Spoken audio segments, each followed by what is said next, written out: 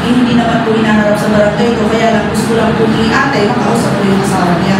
Ang sagot po sa akin doon sa barangay, ano po ang 9262? Sana po sa Bukawi, wala akong ganun ha. Kasi pagka may nagpunta dito, tatanungin niyo sila kung ano yung 9262, ano po ba yun? Alam naman po natin yun. Di po ba? Ang RA 9262, yun yung gawsin natin. No? Promotekta sa mga kababaihan at siya mga anak nila. Kasama po yun ha. Kasi baka mamaya magpunta dito, no? Magantihan ano. Pero hindi naman, lahat naman ng barangay, naikot na natin, nasabi na po natin kung ano yun. So, under RA 9262, meron po tayong physical abuse, psychological, financial, at saka sexual. No? Yung physical, lagi-lagi na po yun. Hindi po tayo pwede magsampa ng demanda kung wala pong medico-legal. Medico-legal, uulitin ko po, hindi po pwede ang private. Kailangan po public hospital. Johnny Hospital o di kaya Santa Maria. Kailangan din po, titingnan po din ninyo dun sa medical certificate, dapat nakalagay po yung healing period niya. Hindi po pwedeng ibigay lang kay tama ganito, pero hindi po natin alam kung kailan gagaling. Kasi doon po nagbabase yung korte kung slight po ba or serious physical injuries yung tama na ang biktima natin. Yun po yun. So kailangan po, physical abuse, kailangan meron po tayong medical na galing po public hospital. Hindi po pwede ang private. Pangalawa po, yung sa psychological natin, ito ang pinaka-importante, pinaka-bago, pinaka-mahal din po ito. Kailangan po, pagka ang babae mentally abused, kailangan may psychological evaluation. Yung psychological evaluation kasi wala po tayong public, walang maraming public na pwedeng gumawa po nun, pwede po ang private. Pinayagan po ng court yun, pinapayagan po nila. So kung may kakilala yung mga misis ninyo na psychologist, lagot kayo. Lapag lalo na po yung mura nyo lagi, sinasaktan ninyo, o kaya kung ano-anong pinagsasabi ninyo sa kanila na nakaka-ano sa mental health po nila, magpatingin lang sila sa psychologist, pagka meron na po evaluation, pasok na po sa psychological evaluation, 80,000. Wow! Yun po. So yung psychological evaluation natin, pagka magsasampa po at kailangan ay wala po siyang pambayad ng private, meron po naman tayong public. Yun yung matagal po, 4 to 6 months po yun. Bubunuin po talaga yung 4 to 6 months na session doon po sa Mandaluyong. Unang session, dadalhin po ng MSWD, lahat po ng mga ano natin. Kasi per batch po ang ginagawa. Kasi nakikisuyo lang po tayo sa Mandaluyong. So pagka first session, dadalhin, pangalawang session, kayo na po. Yung barangay na po ang may ano po, may yung tutulong po para po madala po yung victim. So kung mayroon po kayo dito sa Barangay Wakas, once a month lang naman po yun, hindi naman everyday na gagamitin yung sasakyan. Kung ano po yung schedule, sasabihin po sa inyo para po ma-step po natin. Maisilip po natin. Pagka wala, titignan po natin sa ibang barangay, sa mga nasamahan niya ng batch nila, kung meron, para isang sasakyan na lang sila. Ganun po yung gagawin po natin. So, yun, kung talagang gusto mong sampahan, magpa-psychological evaluation kahit matagal, kasi wala nga. Alam naman natin, mahirap po. Kasi ang kahit sabihin natin, 5,000 yan. Dati-dati 5,000 po yun pag private. Ngayon po, aabutin na po ng 30,000 to 20. Depende po kung ilang session po kayo na magpapa-psychological. Diba? Medyo parang mahirap po. Kaya lang binibigyan, ang explanation po ng court noon, binibigyan po ng pagkakataon yung babae po talaga, kung talagang gusto na lang sampahan yung tao. Kasi minsan, dahil nga galit na yung buwan na to, gusto lang ituloy. Pero pagka sa susunod na buwan, napagod na yung sa galit niya, umuupa na, pinatawad, hindi wala na pong kaso na maisasampa. So, yun po yung sa natin, sa psychological. Kasi minsan tanong nila, bakit ganun? Ang tagal-tagal, wala kaming pera, paano na kami makakapagsampa? Pero may libre naman tayo, kaya lang yun nga po, medyo matagal. So, ang pangatlo natin sa financial, ulitin ko po ulit, hindi po hinahawakan ng PNP ang financial, ha? Diretso na po ito sa malolos. Kaya pag may mga nanghihingi ng sa inyo, sustentuhan na po ninyo. Kasi hindi na tulad ng napapakausap pa para makapag-usap kayo, makapag-kasunduan. Diretso na po siya ng malolos. So hindi ko na po hawak yun, malolos na po. Hindi na din po barangay yun. Unless, bibigyan siguro kayo ng pagkakataon ng barangay, yung bawsin ninyo, kung masipag siya o hindi siya, na pag-usapin kayo, isa-set nila yung pag-uusap ninyo. Pero once lang po nila gagawin yun. Kasi nga po, bawal nga po na dito sa barangay settle yung mga ganun natin. Dapat mayroon talaga kayong notarized na kasunduan pagdating sa mga ganun natin. So, naintindihan po natin. O palalakihan pala yung mga nandito, ano, lugi kayo, ano. So, pang-apat natin, yung sa sexual, yun yung lagi kong sinasabi. Ang ano kasi nila, asawa ko naman eh, bakit? Diba? Kasama naman sa pag-aasawa yan. Kaya lang, sabi nga nila, bawal daw pilitin. Yun po, pagka pinilit ninyo, sexual abuse na naman, marital rape po. Yes po, kuya. Kung sa lalaki mong mangyari. Pipilitin ka po ni Mrs. Ayaw po ba ninyo? Hindi Sa mag-asawa po. Tatanong lang po paano kanina yung psychological? Kung pwede nyo asking mo ba yung araw-araw minumuro yung lalaki, araw-araw pwede mangyari, di ba? Opo. Pwede bang ano yun? Yung lalaki naman kung magkasundo. Wala po kasing protection laban sa inyo. Baka sa susunod ng mga taon, may 9262 kami, gawin naman kayo ng 9263. Diba? Para meron pong protection sa inyo. Wala po kasi. Natanong po kasi sa misis ko yan. Hindi ako masagot. Ang misis ko po may ako ng bawal sa dito sa Wala po. Wala po. Kaya hindi kayo sasabihin yan. Wala. Kahit anong gawin ko sa yung mura, wala kang magagawa. Kaya ang magandang gawin ninyo, umalis na lang kayo para hindi kayo. Opo. Pwede naman din po kayo magpa-psychologist kung talagang ano na, kada ano ninyo, kumaalinaw mo yung boses ng asawa nyo, di ba? Parang mababaliw na kayo. Pwede po, i-refer po kayo. Pero yung sasabihin yung kasuhan din si Mrs., kahit kasampalin ka ng asawa mo, ang buhit ka dyan di ba? Physical injuries lang pumupunta, 3,000 lang po yun. Pero pagka ikaw, pinitig mo siya, di ba? Mas malaki yung piyansa mo. Yun po. Kaya pasensya po, mga kuya ha. Bawi na lang kayo sa isang bagay. Ano yun? Alam po ba ninyo yung isang bagay na pwede kayong bumawi? O sa pangangaliwa, di ba? Lalaki kasi gumawa ng batas na yun, kaya maraming lusot. Diba? Kasi kailangan mong itira yung babae sa bahay ninyo. Kailangan pa maabutan kayo, magkapatong daw. Tanong ng isa sa akin, paano kung nakatayo sila o nakatagilid daw o nakibabaw yung babae, di ba? Hindi naman siya ang pumapatong, yung babae pumapatong. Considered ba yun? Kasama pa rin po yun. So yun po yun. Parang ano na, meron po ba kayong kilala na gano'n? Wala naman po. So yan po yung sa ating 9262, yun po yung mga kaso na nakapaloob po doon. Isa pa po pala yung sa economic natin. Kung halimbawa, yung asawa ninyo, teacher siya, yung napangasawa nyo. Tapos nag-stop siya kasi nagkaanak kayo. Pinantayin yung anak mo, tapos dumating yung panahon na baka pwede akong bumalik sa pagtuturo, tapos hindi naman ninyo pinayagan. Yun po yun, sa economic naman po yun, papasok. Hindi naman kaya, meron kang sugar mommy, ginawa mo, kuha ng pera, o kaya pautang ng 10,000. Tapos sa susunod na naman, pautang ng 20,000, natalo yung ano natin bumagsak yung negosyo. O hanggang sa hindi nyo binalik, kuha lang kayo ng kuha dun sa babae. Kasama din po yun ha. Di kaya may mga kambing kayo, binenta mo, di mo binigyan. Economic din po yun. Kasama po yun. May tanong po ba sa ganun? Baka may mga ka-share dyan. Wala naman po. So, yan po yung sa RA 9262 natin. Sa 7610, parehas lang din po. Kaya lang sa 7610, ito kasi ang pagkakaiba nun. Yung bata, pagka-anak niya, covered po siya ng 9262. Pagka 7610, pagka hindi niya kaano-ano po yung lalaki sa kanya. Naiintindihan po natin. Kasi may pumunta sa akin, bakit 9262 ang kaso ko? Kasi tinadyakan yung anak niya. Pumutok yung ulo, sinampahan ng asawa, stepfather. Kaya na may relasyon sila, hindi nga niya blood related, kaya lang, asal sila ng nanay, considered na rin na anak na din niya yung bata. So sa 9262 po siya pumasok. So yun po yun ha. So sa 7610 po natin, pagka slight physical injuries, kailangan po may CFA. Hindi po pwede po kahit na minor po yung nasaktan. Pagka slight physical injuries, yun po yung 9 days below lang po ang healing period niya.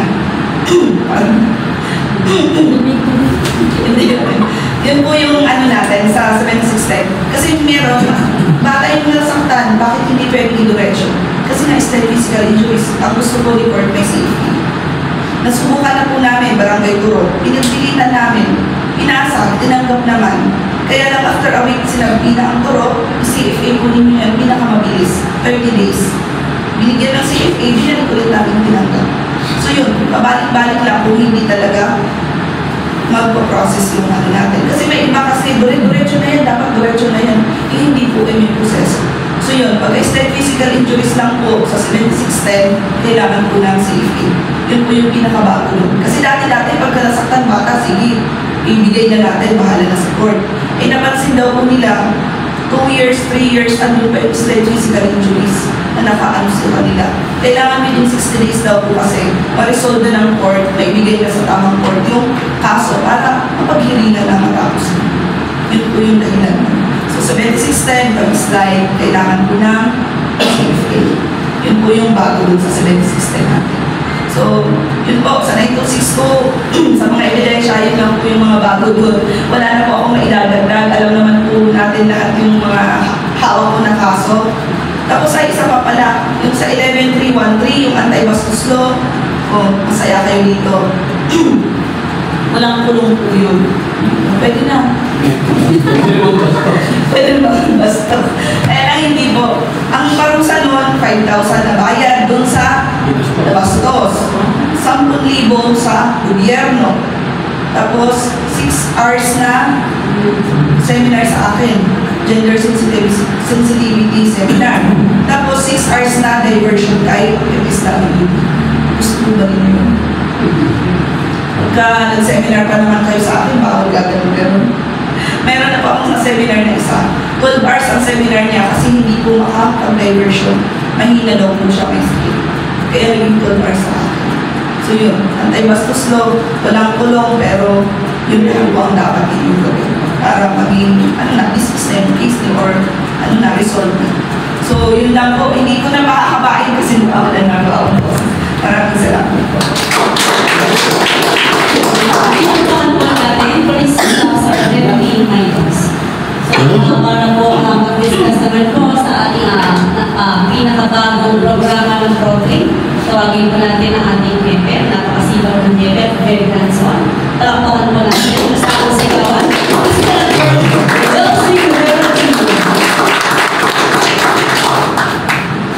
Ano yung sigaw?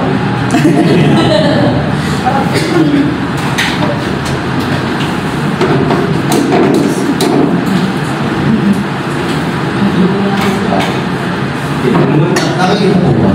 Oo, kaya po.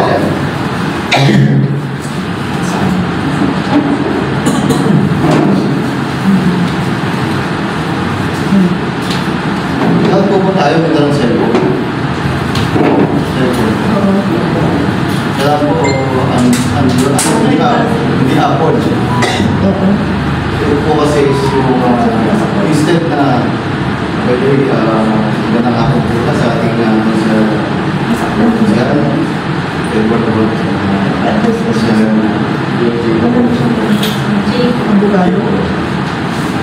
so, ating mga kasama ng tanod, USP po, ano po yun?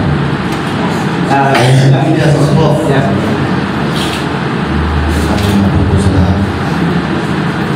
So, ito po kasing control na.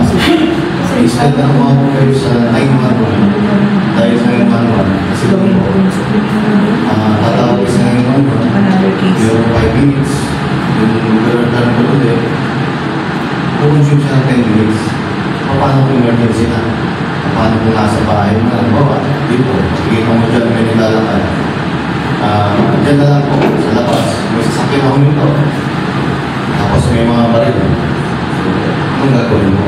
Tawag ko sa mga so ito po i-introduce natin yung one button na sequence. Sorry kayo po yung pinakaunang barangay na sulat po natin.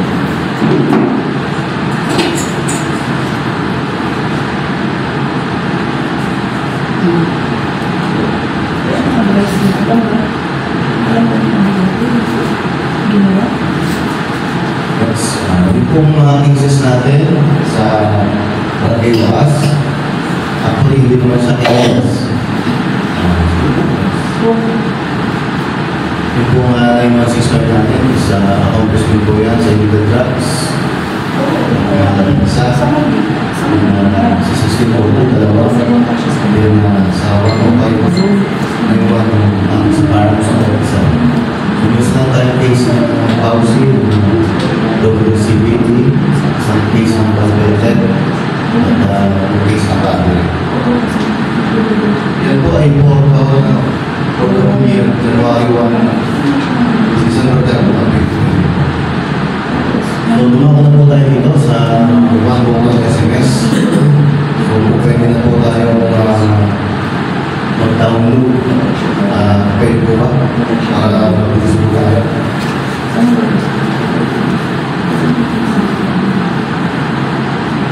Ito po kayo ng Play Store. Pakilabas po ng mga cellphone niyo para tumademo po natin ng maayos.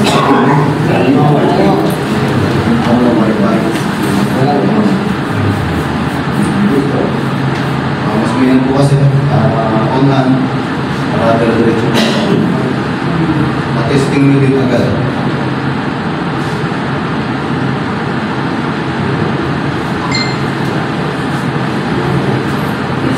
Sige po, doon na lang po sa mga meron mag-download po.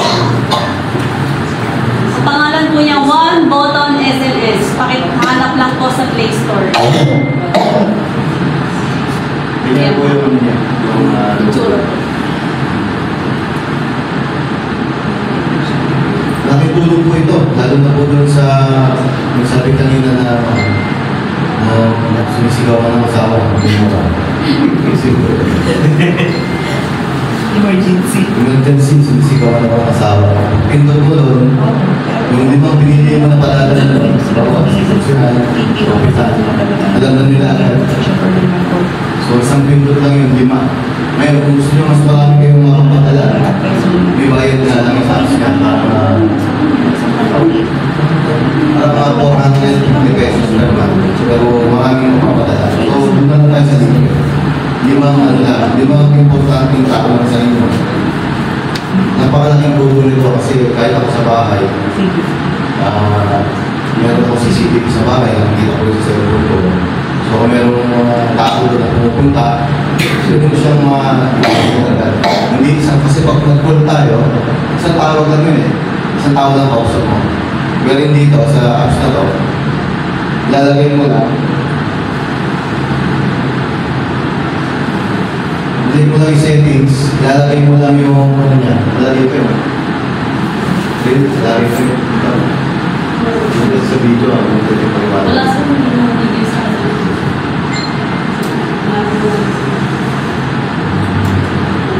Dahil po sa settings, may naglalagay kayo ng mga kung ano yung nakalagay. Bawa, emergency, SSS wakas, tapos, alin sa robbery. So ito po ay nagawa na nung last week. Yung na po kasi namin yung mga establishment, then saka po kami bukas ng barangay. So yung pong Remalin pawn shop, Remalin sandaan dito sa Pinang. So nakita nung may-ari, ang itao sa harapan na parang binigyan yung mga patla. So pinindot agad yung waset 1. Then binumarin agad na polis. So yun nga lang, nakita napansin agad ng lukaw na ibating na polis kaya wala sila. So naglagan natin yung robbery sa Remalin. Ito na yun, last week na. January 9. January 10.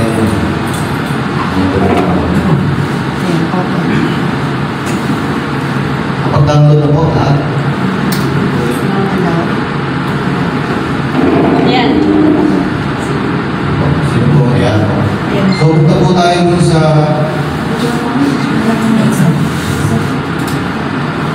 settings po. Dito po sa upper right. Upper right. May cellphone. Ito po. Ito po kayo rito. Click niyo po yan. Upper right.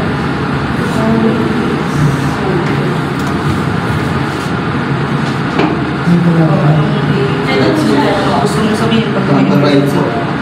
write your text. Click niyo po, then maglagay kayo ng message. Ayan, lagay ko ng message. Ano ba? Emergency. Or need help. Ganun. Example po, need emergency at Then, ilagay niyo po, yan, lagay mo lang kayo ng message. Emergency. Emergency. Ito po, magagamit nyo rin po, pwede nyo doon sa ilagay nyo, send nyo yung file na may sulo, o may accident, isang pindot nyo lang. Ang kailangan po nito, hindi alam nung pinadala nyo na kayo yung padala. Kasi makikita nyo po dyan, number lang mag-appear. Wala kang contact ng police Number station. lang po. Wala po. I-save mo muna yung contact number ko na. Save nyo po muna ito, 0998.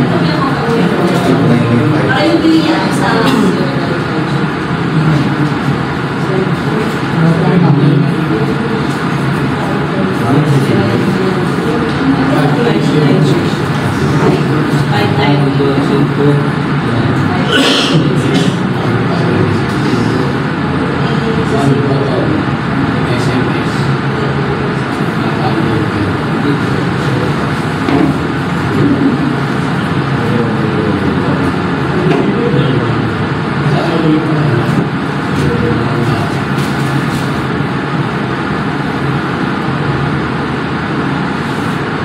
Hanggang 5 contacts po, pwede nyo po gano'n.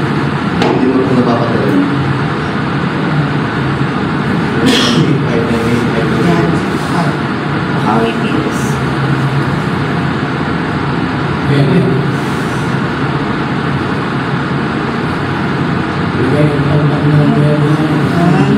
Save. Yun.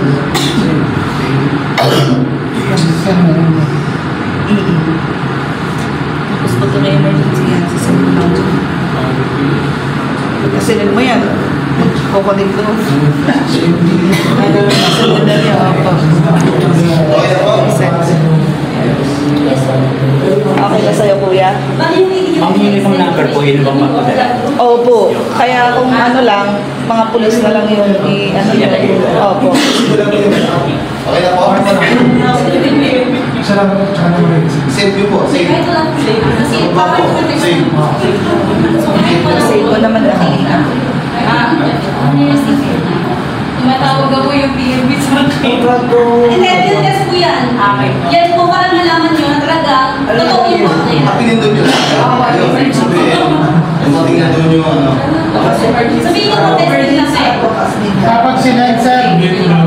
Pag sinend mo, babalik yung tawag ng pulis sa'yo. Bali, pag kunyari po, baka mo ako nakalagay. Pag po ito, pinindot ko po ito, automatic po yan. Yung hotline po ng bumabit, ma-receive po yung lagay niyo pong message dito. Tapos upon receive po, after mga ilang seconds, sa tawag mo yung hotline na yun, confirm kung ano po yung emergency na nilagay. Need help. Ayan, tapos save mo. 5 contacts na nilagay nyo. So pagka magsasend ka, try mo mag-send. Sabay po yun. Nag-reply na rin sa akin yung Huawei. Ayan. Magre-reply sa'yo. Mabebengay si ano niya na ang daming nag-send. Try mo, na-testing mo, send. Ayan, sige. Kaya nag-copy send sila. Copy send. Ma'am, saan na po papasok sa message? Message niya. Hindi, pag-message ka sa Waiting lang. Opo. Kahit ko lang dita, kahit ko lang doon. Ano po pinakamatagal? Tingnan mo kung ano yung verify send. Kasi ang dami yung nag-send.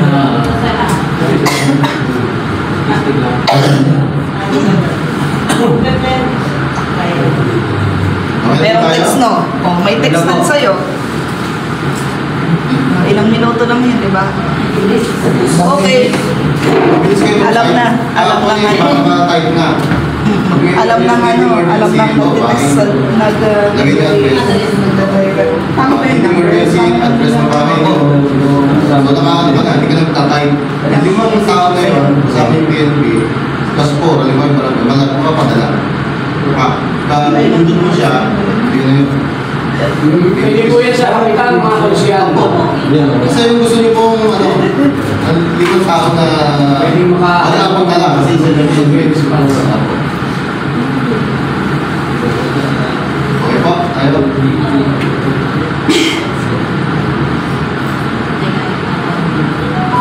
Kung tulog mo po yung apat, galing pin-pin, di mo tutulog yun. Laging minyan. Basta na-receive niya yung tawag yung text. Tatawag ka sa mobile ko. Or yung...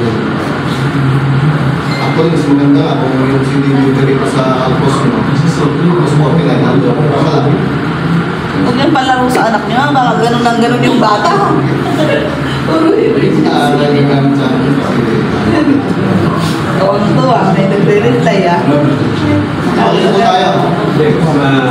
Sabihin ay pa-order ng Jollibee. So, sumama na po tayo dun sa ilang reminders po natin. Dahil pumiling, here na po tayo ngayon. Start ng Galvan. Po, ayan, pagdadala ng baril. Kahit kung may lisensya, kung hindi na unawa ng iba.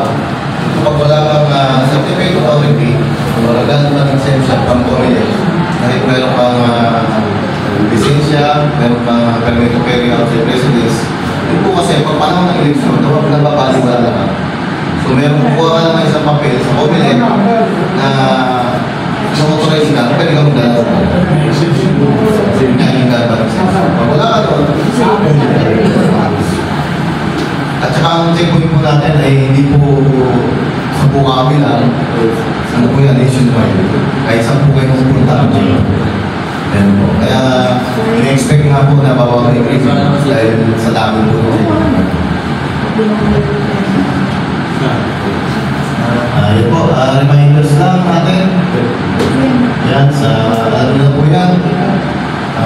Yung election, vote buying, vote selling, nagbabayad ka, bibigyan ang boto, hindi alam ka, alas po yung kaso. Campaign, ngayon po, bawal po ng kampanya, start po ng bawal campaigning is 20 March 20. Ngayon po, bawal ng baril. Yung po nga pagkalasing polling center. Kasi sigurado, baka yung iboboto mo, magka-doble-doble. Kasi malit lang po yung sisit mo, pentel-pen pa. Baka masaya ng dalawang mo. Kaya mga reason ng paglasing, ang ginagawa ko. Yan yung disrupt polling activities. So po, sabi dito isinin ng polling center, nakita ka rin na may dalang pa rin, may dalang paraksa, may dalang nakamamatay na chemical, o naman, gasolina, na hindi naman kung pwede ka arrest mo. So, like ngayon, sa panahon.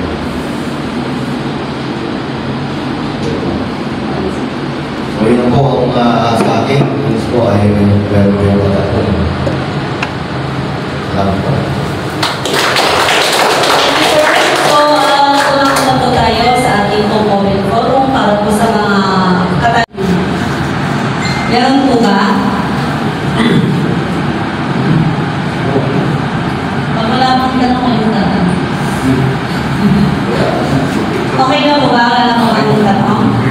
Wala na po kayo? Hindi mo talaga nung pagkain natin. Wala pong tanong? Kasi, baka meron po kayong clarification. Kahit ano lang po. Simple yung mga tanong. Kahit mga simple tanong lang po. Kasi, sa ano po? Sa drugs, sa iba yung drugs, ayaw po ang tanong po doon. Kasi maraming mga elected officials na nagtatanong kung bakit kailangan nilang sumama sa ano. Kung bakit yung ano. Yan na po, di ba? Hindi, na po kasi nagkaroon. Ayun po.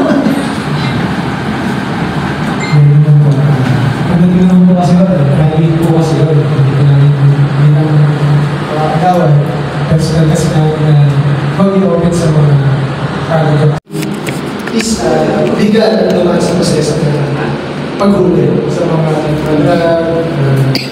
permitted na huli. So, may katanungan sa inventory nila, hindi ko rin kasi then kayo dahil yun ay personal na paghuli nila. Kung may katanungan kayo dapat yan, sabihin nyo yung ibang katanungan. kung may alam ako, kasi alam ko lang sabihin ko sa inyo kung yung pinagbabawan. Pero yung paghuli kasi, personal kasi yun, hindi namin masabay ng Pilipinas. Kasi ano ba yung nakatala? Siyempre, malalaman nila naman kung sino yung nahuli talaga. Yung pangalan yung nahuli, pwede na malaman. Pero yung paano doon sa process ng paghuli, personally ang training ng barangay sa amin. Paano ko lang po nalagay ito sa kanina po. Meron po tayong RA 7610 po, tsaka yung RA 9262. Bakit po kailangan po against po sa mga physical injury? Kasi kahit malaki mamayos po pala Opo. o mag-address. Sige po. Ma'am, bakit kailangan pa man dumaan pa kagad, kailangan pa ibalik ng CFA? Hindi ba naman po once po nagkaroon po ng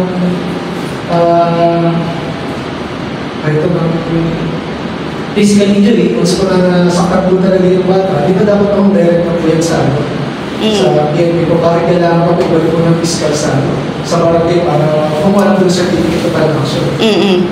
Yun kasi yung tinanong ko din po yan sa piskal. Bakit? Kasi 7610 po, minor po yung yung involved. Kaya lang sabi niya, yan po yung process. Dapat po ibalik po sa barangay kasi slight lang naman yan eh. Baka mamaya makapag-arigluhan pa. Yun ang sagot talaga sa akin. Totoo lang po, yun po yung sinagot sa akin ng court. Kasi hindi po talaga tatanggapin. Parang sa pagka matanda sa matanda, sinampal ko siya, kailangan merong CFA. Kailangan pag-usapan sa barangay. Kasi nga, slight daw po yun, pwede pa sigurong mahilot daw po ng barangay. Hindi nila consider na minor lang yung victim natin. Opo. Pero pagka slight daw po kasi, yun po yung magiging process nun. So, sinapiskal po yung, yung nagsabi sa amin na kailangan i-CFA. Kasi nga, yung barangay Turo nga po, sinamahan ko the other day. Kasi pagbalik sa akin, binalik. Kailangan daw po may CFA. Ha? 7610 yan na. Dati-dati naman, diretso na yan na. O, nung pinuntahan ko, pinagpilitan namin, tinanggap. Pero, after 1 week, binalik. Sa barangay din, CFA pa din. Inanuhan pa yung barangay, pagka hindi nyo i-CFA yan, may kayong kakaharapin. Ganun po yung sa barangay Turo. Kaya sabi ko, para hindi na pabalik-balik yung mga victim at baka sa pakababalik-balik nila, hindi na nila ituloy yung kaso, idaan na natin sa proseso para dire-diretso na po kasi mahirap po eh. Ma'am, yun ay slight physical injury. Yes po, slight physical injuries.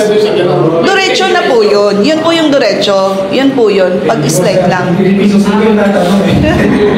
Opo, yung slight lang po yun. Doon po sila stricto. Pag slight, kasi slight lang, pitik lang, sabunot lang, hindi naman yung grabe yung tama daw ng bata, baka magkasundo pa yung magulang at saka yung gumawang matanda. Ganun po.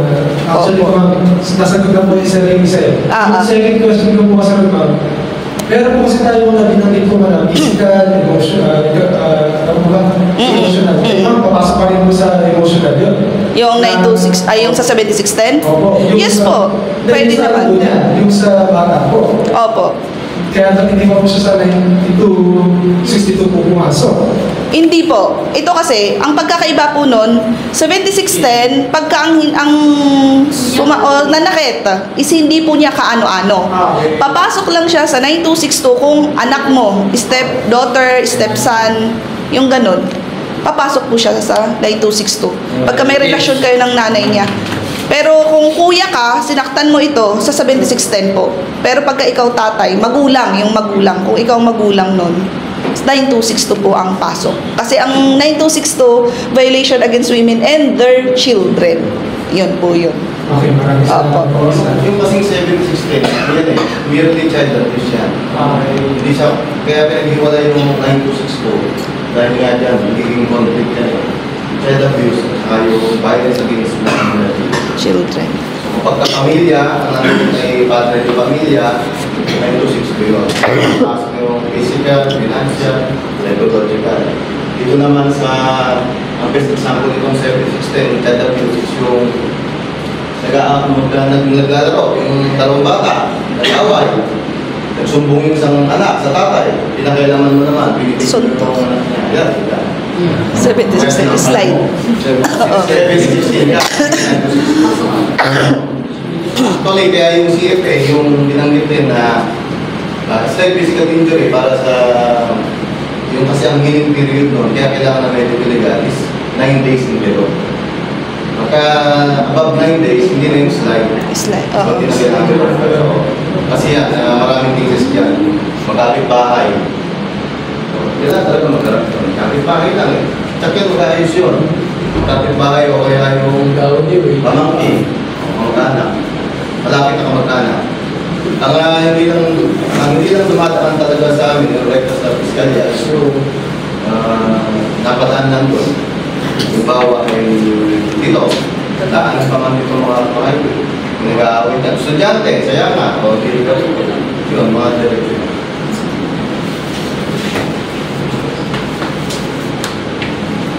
Sunod po, mas gusto pa lang sa sabi ko PNP. Sige, sunod ka ate. Sunod ka. Kasi actually po, ang laman po kasi na puro balita is pumupulaan about sa accident. Hindi ko rin po alam kung paano i-address yung sasabihin ko, pero sa pangparaan ko pa talaga dapat makabawas tayo ng mga aksidente sa mga road condition na yan kasi madalas eh. Actually, yesterday, meron kaming provincial EMCO. Kami kawayan, Marilao, Bukawi, Balagtas dito. Yung statistics sa aksidente hindi nagkakalayo. Kung meron walo sa atin, sa Balagtas yan, sa Marilao, 6, 7, hindi siya naglalayo. Kaya nagtataka nga sila, so tinanong kami, ilan ba dumadaan ng motor dyan? Hindi natin motor na lang. Dumadaan sa atin from 8 a.m. to 8 p.m. Pero mga 5,000 ang puno dumadaan. So kung titingnan mo yung 2-3 aksidente, mali. Actually nga, nabawasan yung aksidente natin dahil kung ang checkpoint ay nasa ilalim ng flyover, laging may ano dyan, masakit dyan, dahil may balat at tigaw. Ito, lumilipat sa mga checkpoint, wala na yung aksidente tayo. So isang ano yun, isang nakita ko yung solusyon. During night time, kailangan talaga yung, ang may kasalanan ito, DPWH, hindi tayo. During night time, pumunta kayo ngayon ng, medyo nabawasan ng aksidente sa Giginto. Pumunta kayo ng Giginto. Pagkagabi, makikita niyo yung ano nila, may linya. May ilaw na maliwanag. Ang tatsay po. Ay, yung tatsay ba tawag. So siguro, yun ang isang ano natin, kasi ang kasada naman natin, from Bukas to Lulumbo is halos makadya na, wala nang ginagawa. Yung pati po ng ginagawa na yan. So kailangan lang talaga natin is yung ano, May pangkulang. at yung pang isa nga, yung Ano pang kulang? Magkano din ako? alam mo naman kung Bukawi, Isa po pa yung lipat. maraming matupad yan. Posibleng, hindi ka ako nasing nakainong daan ko, pero nakarin mo sa diretsyon daan, so hindi sa dapat talaga mag-drive ng motor o pag-driving niya, yung hindi,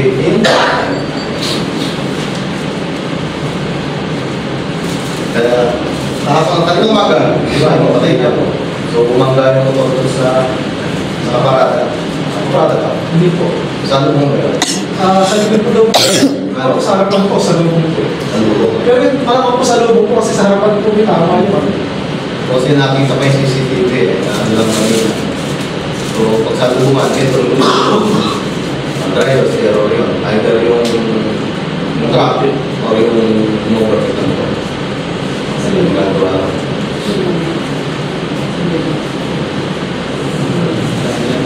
So, Saka meron din tayo nangyari.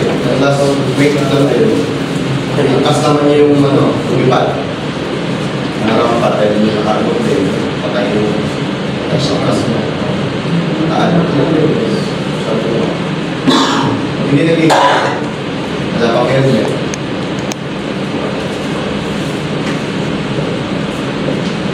Yun na. Hindi na may pala sa sanggunian na nagurang ng helmet sa mga looban. Okay lang yun. Basta hindi na kayo. Kasi kung nakain ng tickets, tuloy nga niya. Marami ng naka-helmet na nga. Nakakatay ko. Tapos mo rin mo kayo. Siguro sa last question ko po. Siyempre, ito yung ating mga tao. Kasi, naman po natin, ang mga tao ito, karamihan po ng tiger po ganda edad. Kagaya po niyan, gagawin tayo ng almost a week lang na sunod na nakawan. Siyempre po, kung sila po yung re-responde sa mga ating po kapulisan, gusto ko lang po malaman.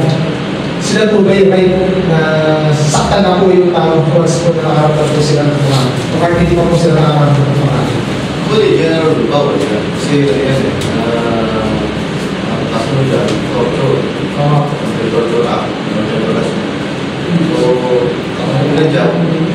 Unless kinuyog ng tao bayan, magnanakaw, kinuyog. Alam mo magnanakaw, hindi mo na ulatid. Anong gulpi ng gulpi. Kasi magnanakaw mo talaga. Katulad niya, yung mga ano dyan, hindi naman natin tinatawag yung mga yag-yag dyan. Tiga patya, tiga sama, kapandi. Problema kasi, yung iba dyan, surveillance lang, nagkaroon ng mga sa mga tingusan na nahuli sa sila yung grupo. sa akin po, thank you po sa ating mga kapulisan at sa mga tao. Meron pa kayong mga questions po sa ating mga municipal katalo. Si nanay. Sa ating Pwede naman mga justices po, baka kung hindi lang kayo. Gusto naman po. Halimbawa po responde po kami sa tapos yung po natin dito sa mga yung po namin ng tao pumalag po ang mga pumalag po o nababas namin hindi na po namin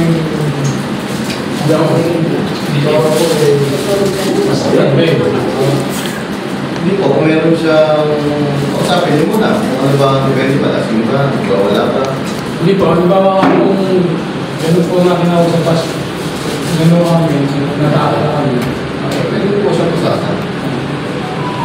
Ano di po? Kahit ano yun eh, matay pa yun eh. Ganda nung... Napunta tayo sa posas. Paano ba tamang pagpuposas ng isang pinuhuli? Hindi ka ba umuti ng training natin? Wala ba to? Wala po ako Sinasabi ko sa inyo, Hindi pa po siya justice doon. Hindi ko po justice doon eh. Ganda lang ako sa na. Kasi meron po sa likod, di ba? Tsaka sa harap. Opo. Para po yung sa likod. Meron po tayo sample dito. Pagka sa likod ng nag-process kayo, pinakano niya yung... Ano po ang kaso na... Hindi, wala pong sa kaso. Wala pong sa kaso. Hindi na siya... Matatansya mo kasi yan eh. May yung hindi na siya maawat, ano na sinasabi, yung parang wala na sa pag-iisip, likod yun. Ngayon, kung sumama mo na mahusay, sarap. Hindi siya nakainom, talagang nireklamo ng asawa,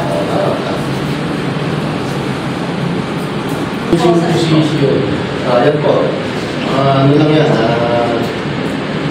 pressure. Crash course. Wala. Meron kasi kong video eh, para makakusip.